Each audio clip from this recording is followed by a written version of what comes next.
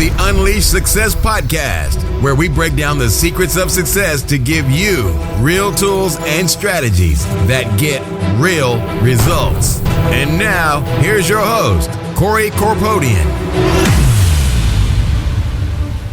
Welcome back to Unleash Success. If you haven't subscribed to our newsletter yet, just go to unleashsuccess.com, enter your email so you can get all the tools and strategies sent directly to you each and every week.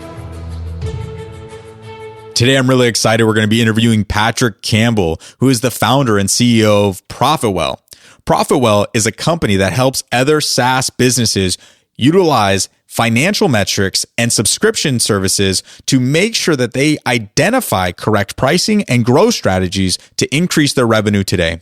Patrick has grown this company from nothing in 2012 to over $10 million in revenue in 2017. And I'm excited because he's going to help us break down the strategies to finding the right price point for our customers today. Patrick, thanks so much for coming on the show. Yeah, I'm excited. I've never been interviewed by an orthodontist before, so it's going to be a good time, hopefully. First time for everything. You know, I say I'm a orthodontist by day, motivational speaker, and podcast host by night. Not all superheroes wear capes, man. I love it.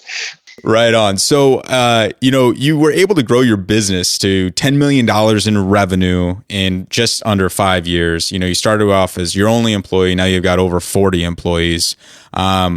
What was the idea for ProfitWell and where did it come from? Yeah, definitely. So we're at 60 now. So it's been pretty crazy. Yeah. I think it's been a wild ride. It was more, so my background, just to give a little bit of like color to it, is my background's in econometrics and math. And so, I studied economics, statistics, things like that in school. And I basically started my career working in the US Intel community. Then I worked then I worked at Google. In both places, I was using math to basically find a target, right? Working in the Intel community, trying to find a bad guy or a gal, working at Google, trying to find money basically. And so I worked at another company after Google, and basically that was the first time that I actually had a pricing project that I was supposed to be in charge of, because we actually started off ProfitWell as a company called Price Intelligently, and that's one of our products still. But we started basically trying to figure out how do you price a product, which is like a super annoying but really, really important thing.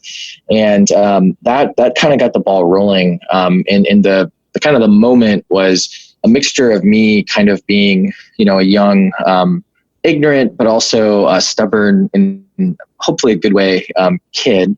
And I use that very targeted language, in order to, basically wanting to kind of like work for himself or not wanting to work for a boss. And it wasn't like a nefarious, I think I know better. I think that sometimes it manifested itself that way, but it was also I always cared more. Come from a very blue collar family. And I think that I always you just work. Like that's your life. Your life is your work, for better or for worse. And so that, and then the mixture of discovering just how important pricing is, that's kind of what started. And then it wasn't until 2 years into building the business that we started launching ProfitWell, which came from, helping one of our pricing customers and discovering that they were calculating their financial metrics incorrectly. And so we wanted to basically help them.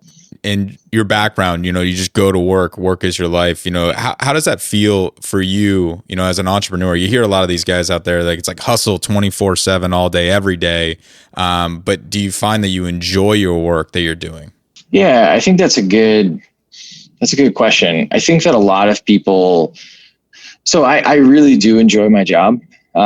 There's honestly been like one day that I woke up in the past 6 years where I was like, I don't want to go to work. It was recently, and so that's why I remember it so vividly. It was just because when you're at 60 people, there's just a lot of I call them champagne problems, because they're hard to complain about because they're all because you've been successful. Hey, we don't have alignment. We don't have this. We don't have that. But it's kind of yeah, but we're at the point where we have the luxury of that problem, right? But I would say I think a lot of people, the hustle is not real. I think the hustle is I don't know what to do. I don't know where to target. And I'm just being told that I just need to like hustle. And then ends up happening is a lot of these folks, they don't actually hustle. Now, I think that there's a lot of folks, I presume, listening to this who are like basically busting their butt like constantly. And they're doing it for the right reasons and they love what they do. And I think that we're kind of in a stage right now where there is just heavy work-life balance, like culture. And I totally respect that. But I think that I also don't want to apologize for making this my life. It works in the context of like my personal relationships. Like I take time for myself. I take time for my personal relationships, probably not as much as, I should or I could. But I think that, it's the life I chose. And I think a lot of the folks who like are fake hustle, those are the ones who think that they can build something great on 20 hours a week when it's not going to be $100 million company on 20 hours a week. You can build a great business on 20 hours a week. Don't get me wrong, but you just have to understand who you are and what you want, and then make sure that those things align. I couldn't agree with you more. And it's so funny. I talked to so many people who are like, yeah, no, like I want to do this and be a millionaire. And like, yet they spend 40 hours a week probably just watching TV or on social media. Fake hustler. And don't get me wrong. Like I feel like I hustle my ass off sometimes, but I mean, there could be like 2 or 3 days in the week where I'm like, yeah, I just want to watch Netflix or this new show or whatever. And I take a couple hours to do that. Yeah. It's like, I feel like I could do a 16-hour day one day, and then the next day I could just maybe relax. But it comes from grinding, year after year after year. And I think that's hilarious. The fake hustlers. But you talked about having like champagne problems, and these sound like really good problems to have. I wanted to ask, how did you grow so quickly to, so much revenue? And I look at your website and I'm looking at your main product and it's free.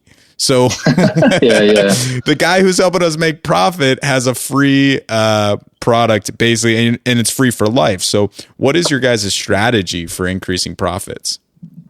Yeah. So I think we're not worried about profitability specifically right now. I think that's like if we wanted this business to be a $10 million business and, or even a $5 million business or a $1 million business that just, we all made a really good amount of money and could work, 20, 30 hours a week, we would run the business very, very differently. We probably wouldn't have a free product. We wouldn't do, some of the things that we've done. We want to be a big company and we haven't taken on any funding. We're completely bootstrapped. And so what that means is we need to kind of think through like what are the steps that are going to get us there. And where the free product comes in, there's a couple of big misconceptions that come with free products. The first big misconception is that, it can be a bad product. It has to be a really good product. And so our product actually has better NPS, better reviews, all that kind of stuff than our paid competitors. And that's because we focus on few key things. But the other misconception about free is that free is bad because it's free. It devalues your product. It devalues things. When in reality, free is similar to a premium course or a premium ebook or a premium blog post, right? Things that are normally sometimes given away for free, that are basically building that trust with that user and starting to build that relationship. And so the reason that we went free, and there's a lot of math behind this, and we actually collected a bunch of data, and what we discovered is that essentially customer acquisition costs are increasing substantially. So over the past 5 years, customer acquisition costs have increased by about 50 to 70%. So a customer that cost you $100 5 years ago now costs you $150 to $170. The relative value of technology and software is going down. It's down 70% over the past 5 years because the golden age of SaaS specifically and then technology just doesn't exist anymore because now it's not like I can give you a database and you're excited and wowed by me. You're kind of like, yeah, where's the beautiful UI and the wonderful support and, the cocktails when I'm closing the deal, like all these other things, right? Like it's not magical anymore. We don't have to like have server racks in a room, right? We don't have to have like the hard technology isn't hard anymore, right? And so what's happening is basically like the quality of content's going up because we're all competing to try to get leads. And then we're all using the same channels. We're not getting new channels like we once were every single quarter, if not every single year. And so you have to compete. And the quickest path for us, at least in our market, was, hey, like we can give away a really, really good free product. We can build this base, and the data, basically helps all of our other products, which are focused on helping you make more money. And so long story short, it's just like a very strategic thing that we calculated and didn't have enough data, or as much data as we maybe would have liked when we were making this decision. So there was a little gut to this. But that came down to like realizing that, we wanted to build this larger company. And so, yeah, that's kind of why we went free. And I think that just some other stats on free, if your users are curious, because we sit on about 25% of the subscription market uses our software. So we just have so much insight on like what the hell's going on. But NPS scores, net promoter scores, measure of customer satisfaction for paid customers that came from free, it's typically about 50% higher than those who converted from a non-free account, which is just insane if you think about it. The customer acquisition costs are typically about 25% less for a free user versus a non-free user. And there's some other stats out there too, but yeah, it was a good business strategy. And I think that a lot of businesses are going to have some sort of free product in their future because, ebooks are just going to kind of lose their luster at some point. You see it a lot in older methods where it was like, try the free trial, right? Try this for 30 days, so that people get a taste of it, but have a completely free product.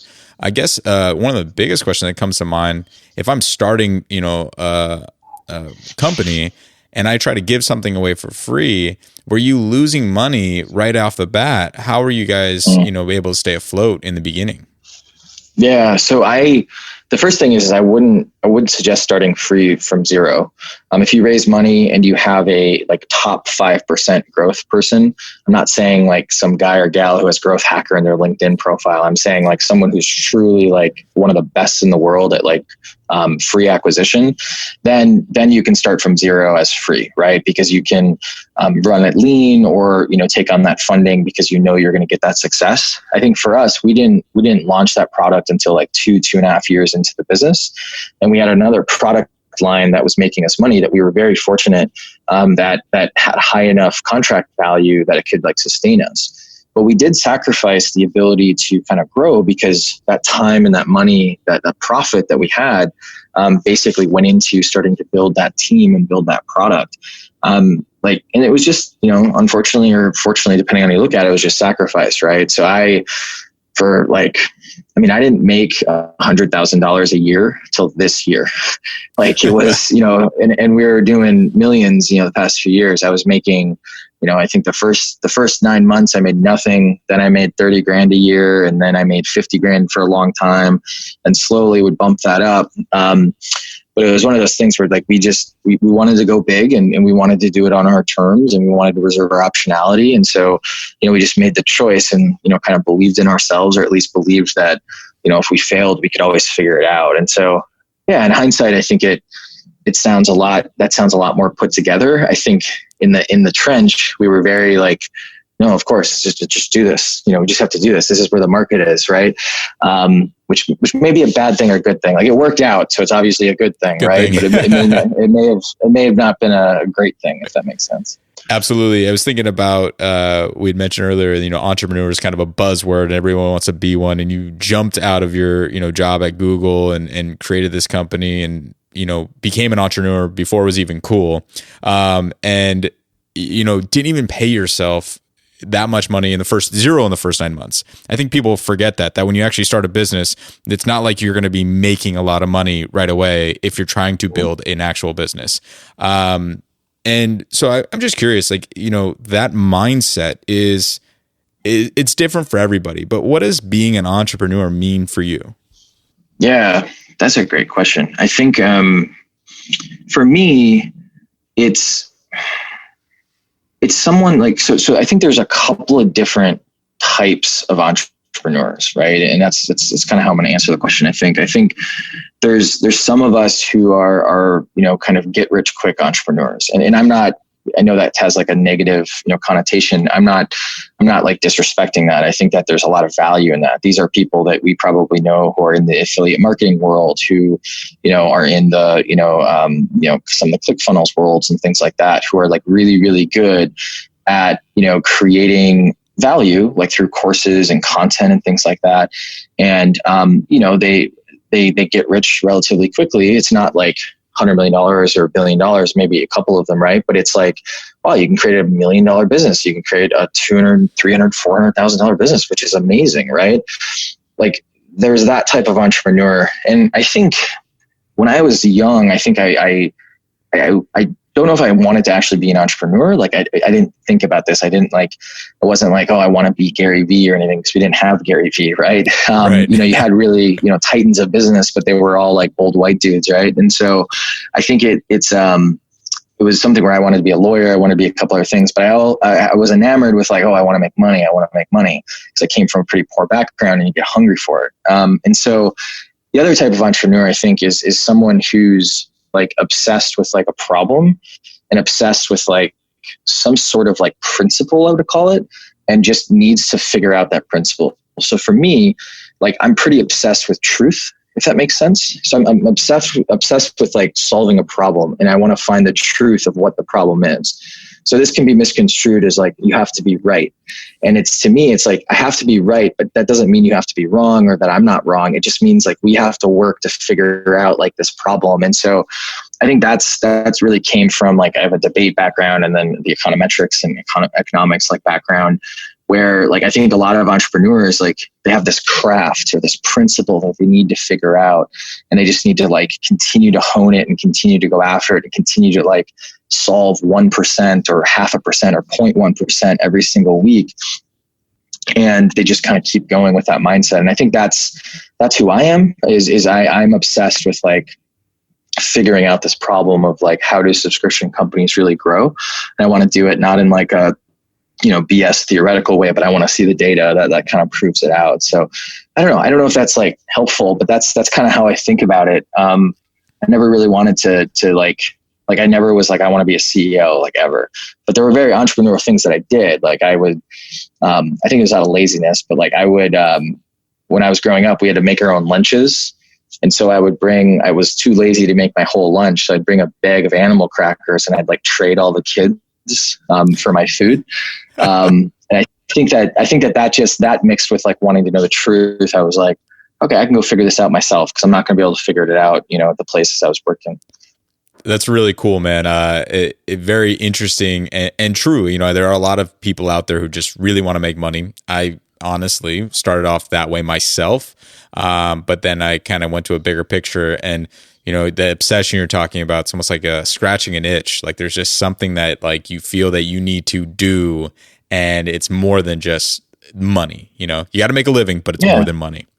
Well, it's not to say, like, just to be super clear, and I know I said it, like, it's not to say that like the get rich quick style like is bad. Like, I think it's good. I think it's like, I like those types of people. Like some of them work, for ProfitWell. I think it's just one of those things that, it's a different style. Like it's just a different style. And I think that the most important thing, at least to me, for like an entrepreneur, like when I like give somewhat advice or, someone comes to me with a problem, is like, you have to know what your DNA is, because that's the only thing that you're going to figure out is going to either help you like understand why problems are problems, or like how you're going to fix something. And I think a lot of us, we want to be one thing when really we're not. And we have too much shame in that. And I think we just need to get over that. Yeah, it's tough. I think especially these days, everybody's trying to fit into a mold as opposed to and becoming something necessarily they're not. I mean, I absolutely was guilty of that in a lot of different ways. And recently I got some good advice where it was like, a mentor of mine said, Corey, you're pretty smart. And so you try to figure out everything on your own. Really, you should just double down on your strengths and let other people do what they're good at and just hire them. And so I've been, massively diversifying my duties and just putting it into other people's hands. But it's like, I was trying to fit this mold, like, I'll just do everything. And that was not working for a long time. So I think doubling down on your strengths is really important. And in order to do that, you first have to know who you are and what your strengths are. And it's hard because a lot of like, young folks, right? Like, and I don't know how old you are, like, we're not that old, right? But it's like, when you're coming out, like the entrepreneurship is like a thing now, right? And when you're in your 20s, like, I don't know when you discovered who you were. I'm still trying to figure it out. And I definitely wasn't going to be able to figure it out in my early 20s, if not my mid 20s. And, now late 20s into 30s, now I'm like, okay, now I know this thing and this thing about myself. And so I think it's something that it probably can't be forced, for better or for worse. I mean, I'm 32, by the way. So like I spent my early 20s in dental school and then residency, being the orthodontist, right? I was like, this is the track that I'm on, but I got lost in it. And it wasn't until I was 27, 28 years old and just had this huge, just like, out of desperation, a lot of shit happened. And I basically was like, I need to figure life out for me. And that's where I deep dove into, kind of personal development, understanding myself a little bit better, why I did things. And it was a process. And over the next several years, that wasn't until I really figured out who I wanted to be, who I wanted to become, and start, working hard into it. I mean, I've been working hard my whole life. It's just like I was shifting from, just being an orthodontist to being, things that I really love, like starting this podcast over a year ago was, now we're almost 50 episodes in and it's been amazing, right?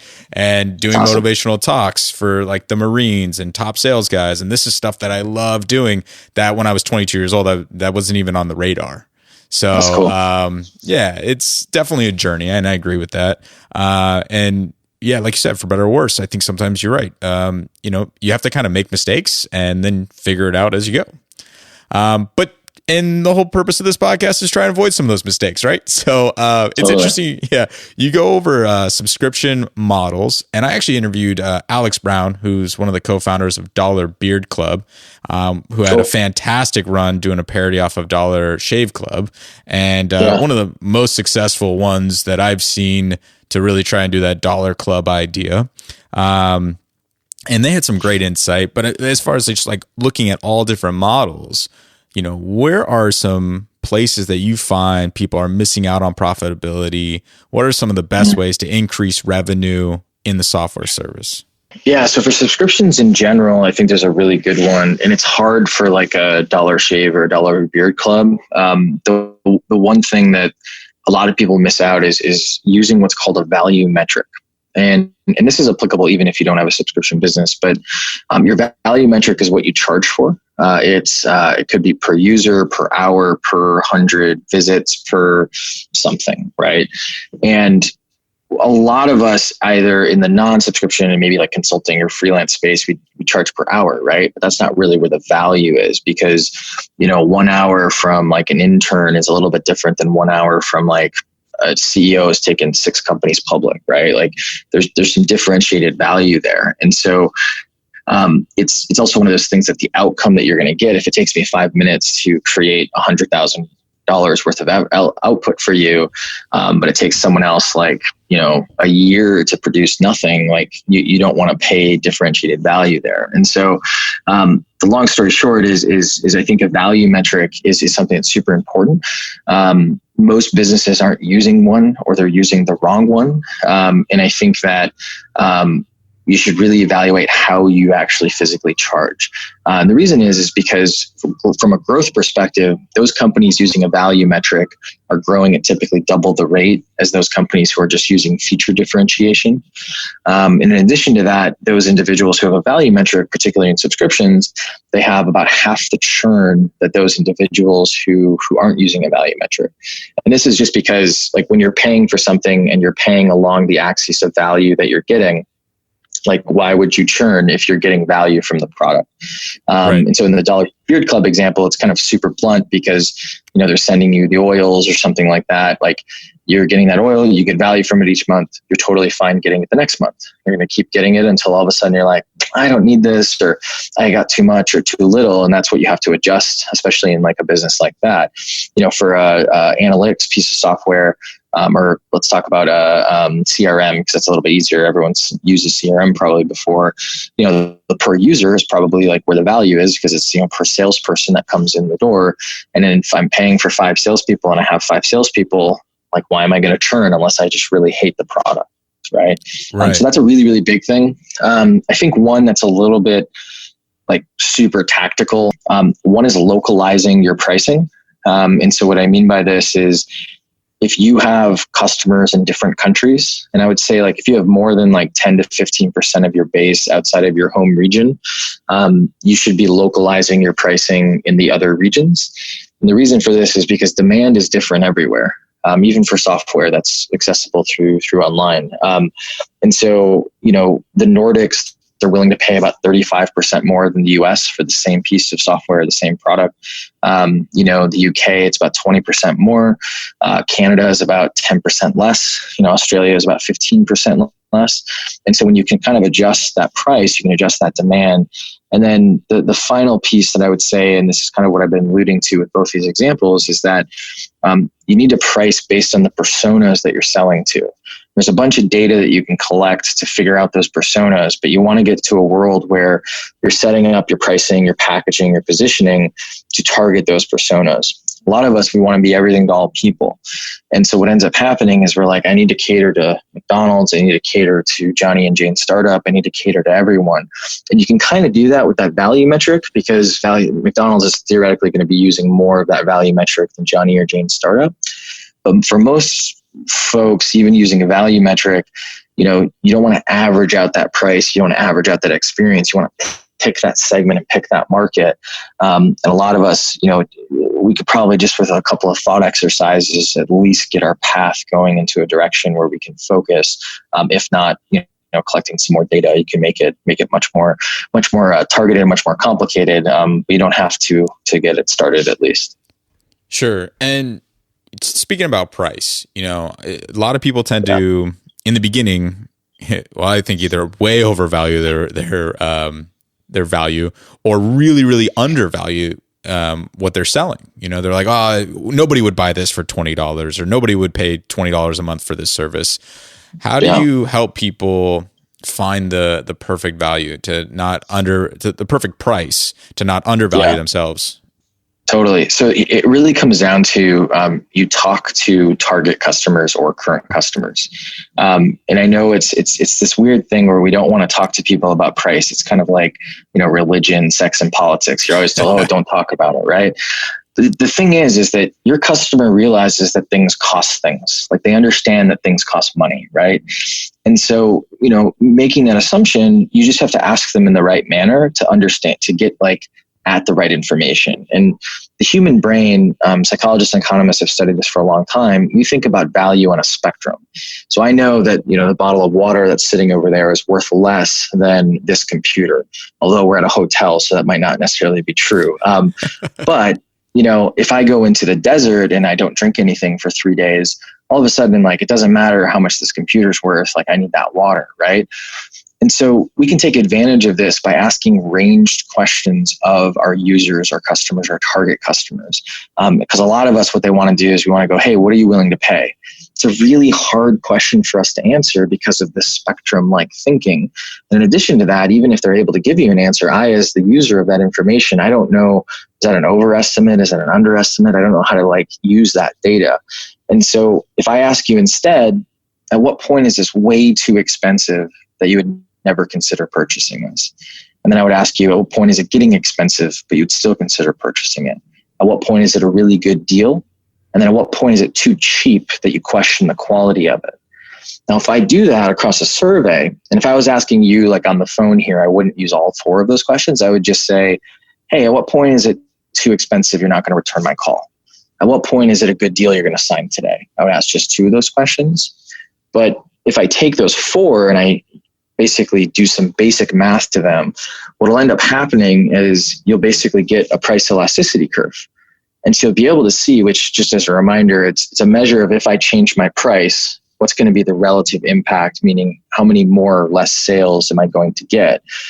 And the reason that's so powerful is it goes right to your question, because the supply and demand curve, those nice straight curves that you learned in high school and in college, that's not how it actually works, right? And especially in software, that's not how it works. Software is a little bit more like a designer bag or designer clothing. Sometimes when you increase the price, demand actually increases.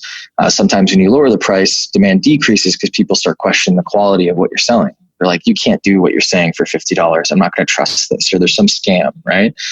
And so the long and short of it is that you can make this, you can do this in a very sophisticated manner. You can collect a bunch of data, but you can also start very, very simply, even in a sales conversation, which I don't think is like the best place to ask for pricing information, but you can at least try and just use some of these questions to start to get at like ranges of where you should be.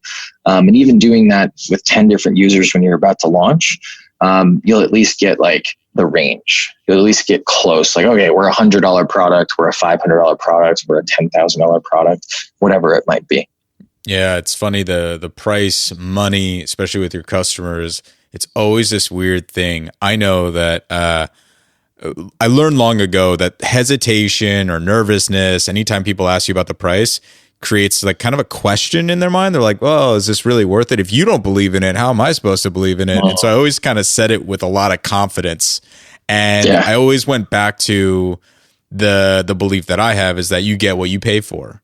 If you think it's too much, it's like, well, I do a better job. You could go down the street and save $1,000, but I'm going to do a better job and I'm going to get you a better result. So I was heavy on this. There's value in this. And that's where I kind of drew confidence, but it's funny how people really don't like talking about price. So you just I think you just got to get over it.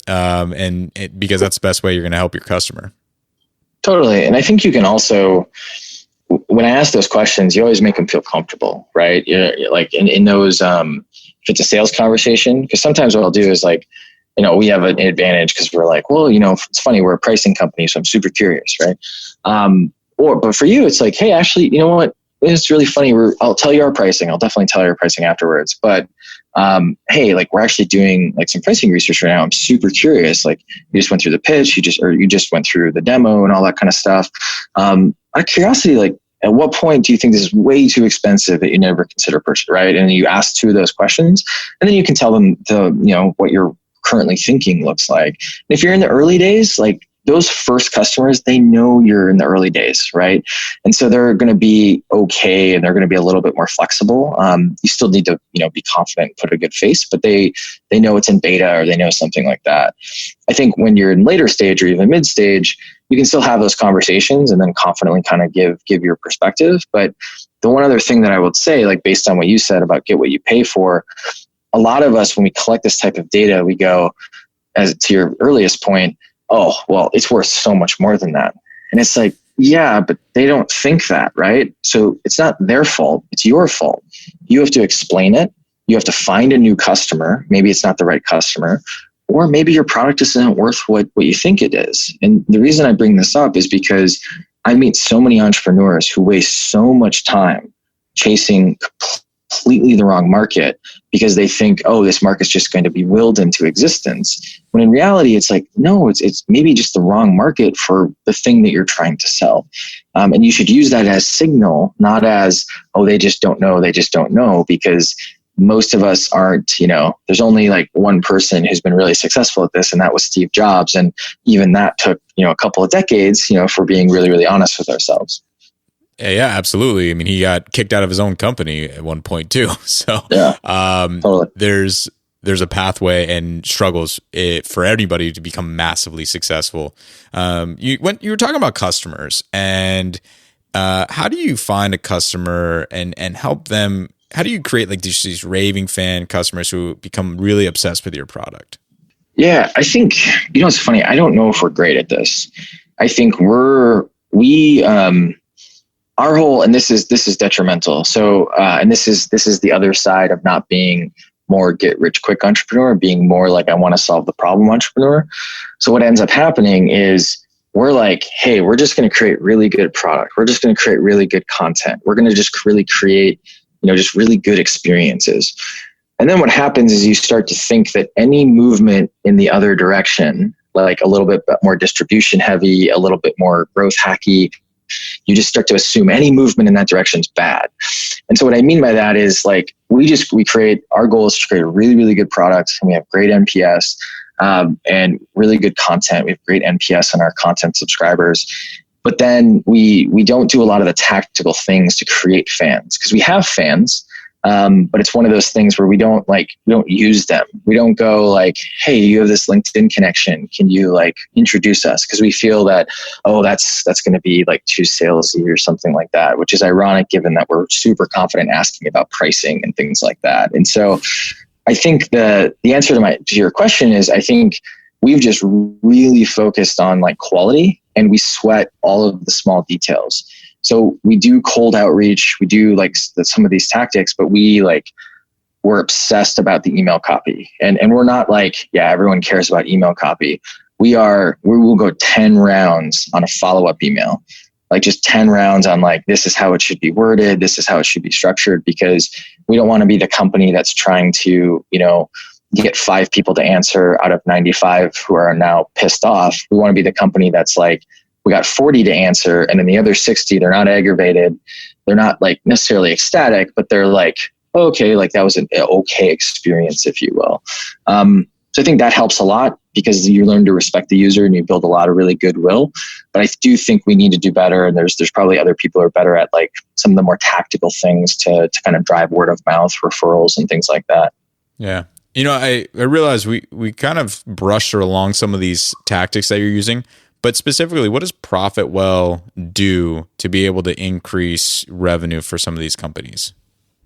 Yeah, that's a good question. So basically what someone does is they come in, they hook up their billing system. So Stripe, Zora, Braintree, whatever you're using for your subscription billing. And then they get all the free financial metrics. So their MRR, churn, et cetera. So they get a bunch of value there where they can report to their board, understand growth, look at like this experiment worked, this one didn't.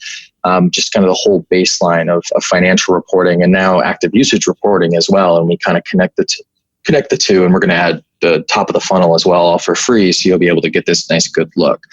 But what that allows us to do is basically we can show you, hey, like a bunch of people that look like you, similar companies, they have this type of ARPU, average revenue per user, and you have this type of ARPU, meaning you're not as good, right? Or, hey, you have this much delinquent churn. This is a problem. And so what we have is right now we have 2 main products that help with pricing. So we help them basically figure out their pricing and their personas so that they can price correctly, and that obviously boosts revenue pretty significantly. And then we have another product called Retain that handles churn. So right now it handles delinquent churn. So basically credit card failures, it turns out this is actually a pretty big problem. It's about 20 to 40% of your churn. Credit cards are mechanical devices, that are subject to failure, unfortunately. And so we're the best in the world at recovering failed payments. And then eventually we're going to go into helping solve voluntary churn as well. And the big vision, for ProfitWell is essentially, we want to show you opportunities for free. And then we'll say, hey, you can do this yourself. Here's some content. Or like you can solve it with this thing that we built that we're really good at. And we only charge you when you make more money, which is always like, a good selling point. Yeah, definitely. When I look at what you're saying there and I'm thinking to myself, like, why would you go through so much to create such a valuable product for people, not really concerned about making money for yourself? What really motivates you? So, what's funny is it's not actual motivation, to be super clear. It's just data. So here's the funny part. So it's creating a ton of value. And you and I can sit here and objectively be like, wow, analytics are super valuable. But you're probably not super excited about any analytics product that you've used or that you've bought before. And the reason is, and I don't know like the base foundational reasons for this, but I think most of the time it's because there's a lot of work that goes into showing you a number. You don't realize how much work actually went into showing you 100% accurate number about some metric. And you don't log in all the time because you only need it like in some businesses for board meetings or just kind of looking at certain things. And we certainly have people who log in like all the time and they have it up on a screen. And so what happened, and this is what led to this decision, is that we did our research, because what ended up happening is we launched this MVP, this minimum viable product, and there were like 30 other competitors within 6 months. we, like 4 weeks before we launched, there was this company called Barometrics that launched. 4 weeks after we launched, there was this company called ChartMogul that launched. And then there were just like tons of other ones, right? And so we were like, crap, we just messed this up. We just launched into an insane competitor. And we were all like confident. We're like, this is the product. No one thought of this. It was amazing, right? And so we went back and did our research. And what we found is that, to make a long story short, basically the willingness to pay for this product in the market that we were in and going to be quickly in, meaning smaller companies up to like, medium companies, the willingness to pay was very low. And that's why most analytics and BI products, they go up market. They eventually go into the enterprise, because once you get into the enterprise, there's kind of like a requirement for BI and there's a bunch of people who are going to work on it. But for most businesses, it's not like a central need. And so it was kind of funny. So Barometrics, they actually show all of their financial data publicly, like how they're doing. And, that's an interesting marketing tactic. I think it works really well. And I think it fits with their values of their company as well. But our numbers were basically spot on in terms of doing the research. And so we had to make a decision, okay, we're going to shut this product down because it's just not going to work in terms of profitability and in terms of good lifetime value, or we could figure out this model. And what we figured out was basically, one, this helps lower our customer acquisition costs, help create a really good community, but it also it helps us be better at the things we're trying to do to help a business. Because if, we can, point to this problem that you have, and then we can also use your data in the right way in order to make that problem go away, then it's great. So early on, had some struggles with a lot of competition, but you guys were able to survive. You were able to innovate. And so looking at that, I'm wondering, one, what does innovation mean to you? And two, how did you guys continually innovate to not only survive this competition, but really thrive and grow so much in the last 5 years? There's two pieces I would say to this. The one is we chased value where value is. So, and what I mean by that is once we were committed to the free product, we went all in on making sure that product was really great. So we needed to push that to parity plus, that we like to call it. So that means it's got to be better. And the fortunate thing about this space is that there's not going to be a 10x better analytics product. There might be a 5x or a 6x, but it's impossible probably to, just because of its numbers and graphs and things, but it's impossible to create a 10x product. And so that helped us a little bit, protected it. If there was going to be a 10x product, we wouldn't have seen the pricing data that we saw. But basically we went all in and we worked, and we knew we needed to be at parity plus, meaning we had all the features, all the functionality, and did it better. But I think the innovation side there, in terms of chasing value, is that we knew we were going to give that free. So when we went to monetize, we basically were the only products that we will monetize are ones that we can connect very, very closely to value, where it's very obvious that it's valuable. So we have zero churn. So we have zero churn.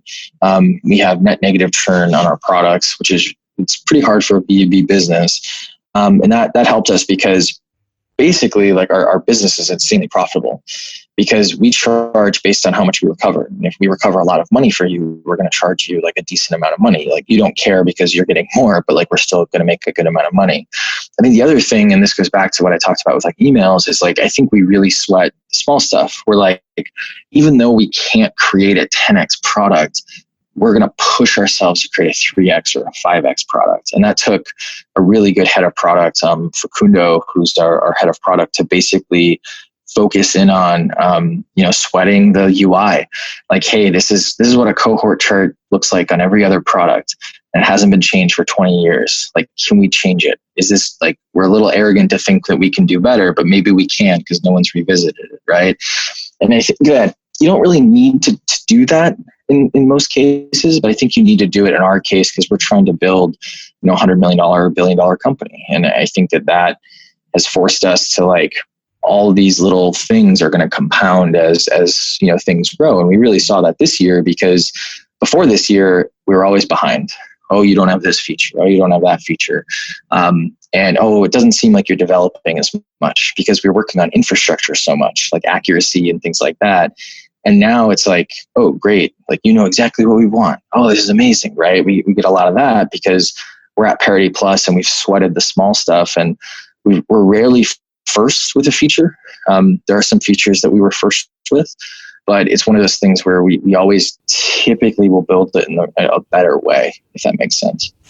I also, just a theme that you kind of said it a few times, that you have this goal, this vision of being $100 million or $1 billion company.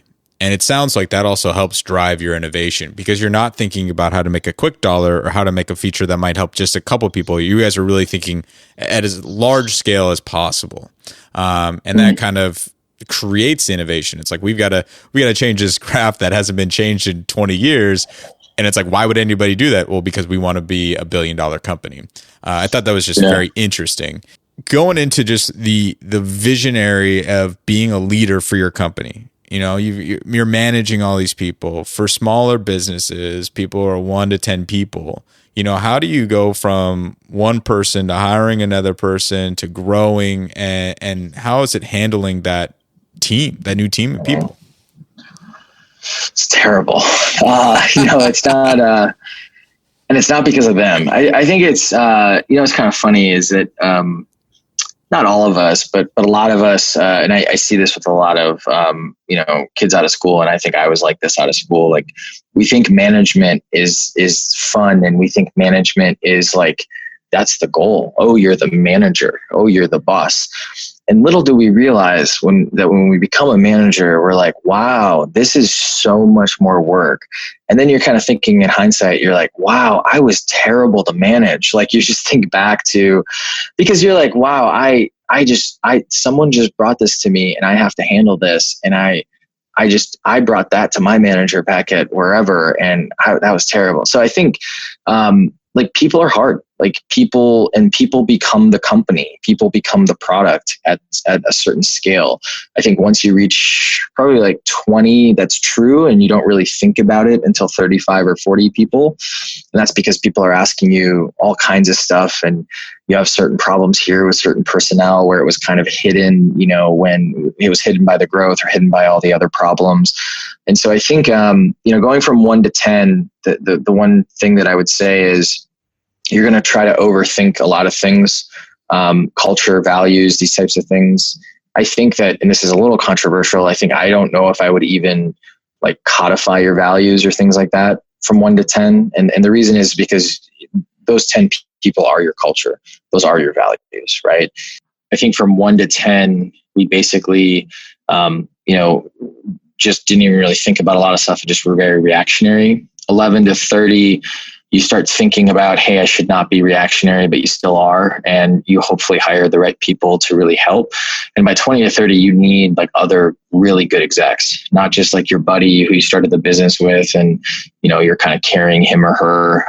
You need like people who are really good and can basically do the thing. And you don't have to worry about it. And I was very blessed that I had a couple of people that joined me that are those people. And I didn't know they were going to be those people. I just kind of, thought reactionary, that they were going to solve things. And then when you get into kind of 50, 60, where we're at now I'm thinking about is training, hiring, these types of things. And I get pulled to do all the tactical things because we're bootstrapped. So I've always been on the front line with other things, and that's where I feel most comfortable. But I keep finding myself being like, oh, we need to do a training, because I'll get frustrated because like, oh, why didn't you do it this way? Well, it's because I didn't tell them. And I not only did I not tell them, but also like they don't understand the foundation of the problem. I was just like, hey, go figure this out. And they did it, and they're smart. It's just like they didn't have context. And that's something that's important. So long story short, like, more people, more problems. That reminded me of something I saw I was doing some research on you, and it stuck out to me, but it was an if I die, like instruction list. Yeah. And I was like, what is this if I die instruction list, and what inspired it? Was it this problem that you had right here? Yeah, it's a little bit of that. It's also a little more morbid as the doc. So I know we're coming up against time, so I'm going to drop a bomb on you. Everything's okay. I'll preface with that. So I've actually had cancer twice now, and everything's fine. Like, everything's okay. Yeah, it's been a really interesting 20s. I'm 31 now, so I'm your age, and it's been. So the first time I had it when I was at Google, and it was like, if you're ever going to get sick, go get sick working for Google. And I know that's kind of like a pretentious statement to make, but it was I didn't see a bill. And that was like the bad one. I had surgery, chemo, all this other stuff. And Wow. I think that was kind of crazy is, it's that I think, kind of my gruffness and directness, I know I kind of have a little bit of that personality. I think a lot of it came from that because I don't think I was ever, I was in danger of dying, but not like seriously, I guess. I had like a wussy form of cancer. That's what I like to say, because I caught it really, really early. And that is me kind of like covering a little bit, but I think that the mental thing that you go through, and we've all probably had someone in our lives like affected by some illness, but the mental thing that you go through is just terrible, especially when you're in your early and mid 20s. It's kind of like that accelerated some of my maturity. Like, I was sick from, chemotherapy that night, and just not wanting to do anything. And, my friends are giving me shit and they're all pasting on Instagram, they're drunken, stuff. And you're like, wait, I don't need to be friends with these people. Like, why am I friends? You start to realize that you have choice, but then you also realize like that you're going to die one day. And I know that we all know that, but I think when you're young, especially, when you're an entrepreneur and you're hustling and all that kind of stuff, you're like, I know I'm not Superman, but I feel like things are inevitable, right? You think that, I'm going to figure that out when I'm 30, I'm going to figure out when I'm 40, or I'll do that when I retire, that type of stuff. And I think that for me, it was, time is not guaranteed. And then, so got through that. And thankfully I was getting like constantly tested. And so I ended up getting it again. And this was 2 years into building the company. And it was one of those things where that made me realize, wow, like this stuff I was already learning from like 0 to 10, like, again, that inevitability. And that was just radiation. So it's just, radiation it's not as complicated. Normally they do it in conjunction with like chemo and things. But for me, it was it was just radiation because it was so early. Like they wouldn't have caught it unless I was getting tested for probably another 6 months. And even then it would have been really, really, really easy. But the If I Die docs, to get back to the tactical point, was basically, like literally making sure there's documentation about a role, because theoretically, like hopefully no one actually dies, but like someone might leave the job, someone might move to another role. And you don't want that next person having to relearn everything. They're going to have to learn some things, but you want them to start not from zero. And also you're going to hire people, like for a sales position, you're going to hire more of those individuals. And so you don't want them starting from zero or having to get ad hoc training. And it's not perfect. Like we're not really good at documentation as like people typically, just because we're like, well, why do I need to document it? I'm just going to keep going. Right. And especially if you're not an engineer. But it was something that like created some redundancy. And I think it's worked fairly well. I think it's definitely worked well. It could always be better, but I didn't mean to drop a bomb. Everything is totally fine. I just want to give context, and I've just started talking about it more because I'm now like, I think I'm in a pretty good emotional place with some of that stuff. And so, but everything is fine, like health-wise and all that kind of fun stuff. One, thank you very much for sharing. And I'm glad that you're okay, that you're on top of it. And, it's interesting. Like I had skin cancer, which is by no means any kind of cancer that you had or any of the stuff that you had to go through. I just had to have it cut out, but they caught it early enough. And they said if I'd waited 6 months, I might have lost half my chest. And I was like, to me, I was like, well, what would have happened if I waited a year or two? And they're like, it would have spread to your whole body. That's how fast it was. And I didn't have to go through anything that you went through. And like, I feel very fortunate, but that to me did the whole time manipulation thing in the same way, where it was like, hey, like we are going to die eventually. I wanted to say thank you very much for sharing that. That was, that's inspiring, man. Yeah. I think and it's funny because I used to, I gave a talk on this week, and it was the first time. What I meant with the emotional part is like, this is kind of a little bit of a lesson. A lot of us, like we're all going through shit as entrepreneurs. You dealing with like a co-founder who you can't trust, and you guys don't trust each other, not like from a money thing, but just like you guys don't trust each other to do your jobs, right? Like that sucks, right? There's all this stuff that sucks that we do. And then some of us have to deal with people stealing stuff. Some of us have to deal with like crazy board issues, right?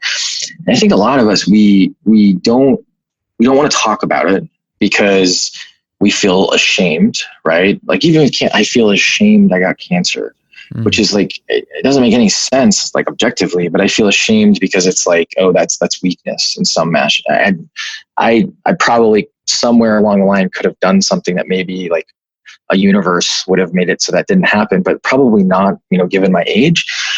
But it's also like one of those things that we also feel, we not only feel ashamed, but then we also feel like, we don't want to talk about it because we also feel like emotionally masturbatory, right?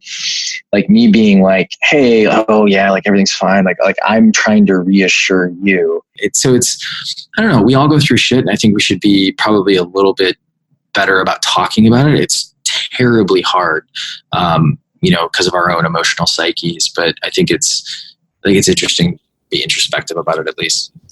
I just want to say, I don't think it's weakness to share this. I actually applaud you for your courage to talk about this openly, because I think that it kind of just, it teaches a lot of lessons about, the challenges that we go through in life. And so I just want to say I appreciate that a lot. And obviously you're still kicking and crushing it with the business. So as we're wrapping up here, it's been a very heartfelt and informative interview, man. I really appreciate it as well.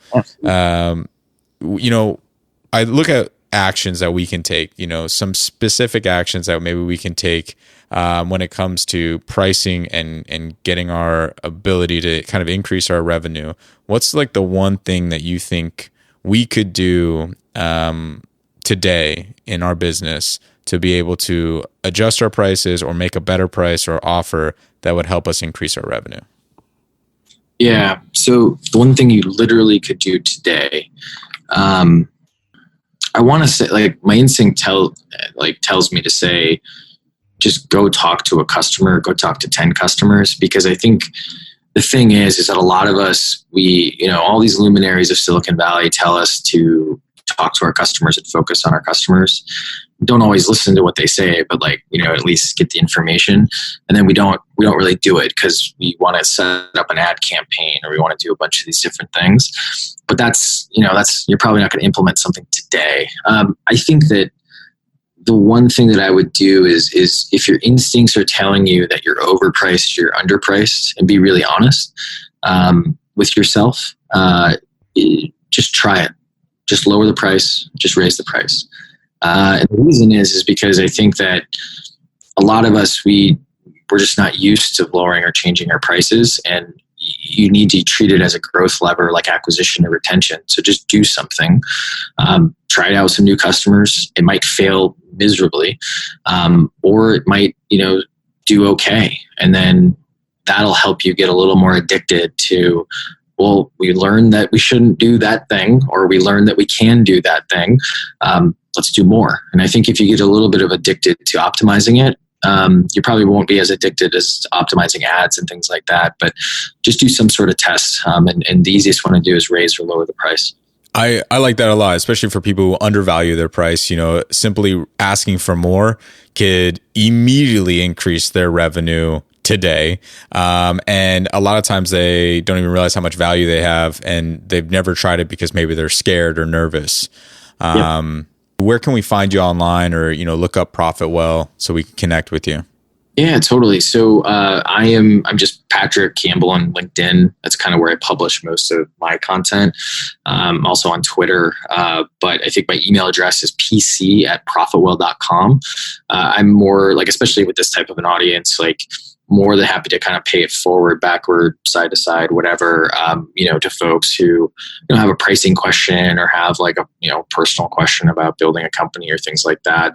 In an extreme, I get on the phone all the time just because I think our community, and there's so many people who help me. So I just want to keep helping back. So yeah, that's where you can find me. Thank you for offering that to the audience. And, you've created a lot of success and overcome a lot of adversity and challenges in life. But, as entrepreneurs and people who are into growth and change, there's always a next level of success, I feel. And so for you, what is that next level? Yeah, I think there's an obvious, 100 million is the next big milestone for us. But I think that based on a lot of stuff we said, like I want to get a little over like the bootstrappers mentality, which is, and also the like I have to do it, like, or that I need to do it. Like I need to trust the team more. And so I want to get into a place where I can like start thinking about my role from 10 to 100 a lot more and start actually doing that, which includes like taking care of myself. I need to, eat well, sleep well, work out well, which is, whenever there was a decision to do something with the business versus working out, it was always the business that won. And that's not going to help, the energy levels over the long term from 10 to 100. And so I think the next level of success to kind of put that into, a nice little package is really to, adjust my role to actually be like an operator rather than like, someone who's operating and also jumping onto the front line. Yeah. Wow. That's awesome, man. As you grow with the company, you change shift roles and, also taking care of yourself. Definitely. So, Patrick, I really appreciate you coming on Unleash Success, man. Yeah. Thanks, brother. I appreciate the time as well. If you enjoyed the show and learned something of value, the one ask that I have is please go subscribe, whether you're on iTunes, Spotify, or YouTube. And if you leave us a 5-star rating or review, that absolutely helps us get our message out there. Each week, I'm going to continue to interview amazing people, and we're going to break down their tools and strategies to help get you real results. Feel free to visit the website, unleashsuccess.com, and subscribe to our newsletter so you can get updates each week. And remember, knowing is not enough. Knowledge alone is not power. Action is. Because action is the only way you're going to get the results you want in life and truly live the life of your dreams. So take some action, subscribe to the podcast today, and get ready to unleash success in you.